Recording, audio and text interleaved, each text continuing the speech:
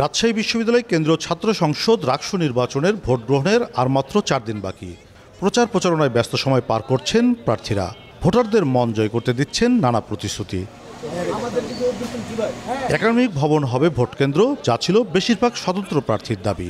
নিরাপত্তা নিশ্চিতের পাশাপাশি ভোট গ্রহণের দায়িত্বে থাকা শিক্ষকদের নিরপেক্ষভাবে দায়িত্ব পালনের আহ্বান জানিয়েছেন প্রার্থীরা। সকালে পোলাপান একটু ঘুম থেকে লেট করে উঠে, যার ফলে ক্যাম্পাসমুখী হয় না। তবে আশা করি এখন এই যে দুপুরের পর থেকে ক্যাম্পাসে আবার সবাই চলে আসবে, একটা উৎসবমুখর পরিবেশ বিরাজ করবে। ৩৫ বছর পরে সংগঠিত হওয়ার রাকসুর মধ্য দিয়ে মানুষ নির্বাচনী প্রচারণাকে বুঝতে পারছে, বিশেষ করে আমাদের বিশ্ববিদ্যালয়ের ছেলেমেয়েরা। অন্তত আমি হাত গুনে বলতে পারবো 18-19 সেশন কি আরও মোটামুটি এর থেকেও যারা সিনিয়র তারাও মনে হয় না যে ভোটের পরিবেশ সেই অর্থে দেখেছে। শিক্ষার্থীদের কাছে যাচ্ছি এবং সাড়া পাচ্ছি খুব। আর আমরা আশা করি সর্বোচ্চ সংখ্যক ভোটার উপস্থিতি নির্বাচনে অংশগ্রহণ করবে। গেল সোমবার 10 দফা ইশতেহার ঘোষণা করেছে ছাত্রদল সমর্থিত ঐক্যবদ্ধ নতুন প্রজন্ম প্যানেল।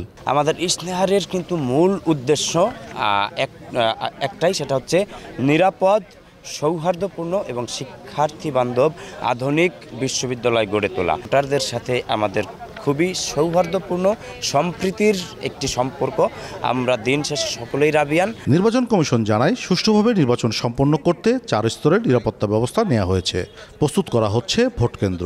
নির্বাচনের কমিশনের পক্ষ থেকে আমরা সব কিছু একদম ফাইনাল স্টেজে আছে। ভোট কেন্দ্র প্রস্তুত শুরু হবে 14 তারিখ 4টার পর থেকে শুরু হবে।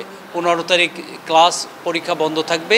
15 তারিখ সারাদিনেই আশা করছি যে রাতের মধ্যে এটা শেষ হয়ে যাবে। রাকসু নির্বাচনের প্রচার শেষ হবে 14 অক্টোবর, ভোট গ্রহণ 16 অক্টোবর।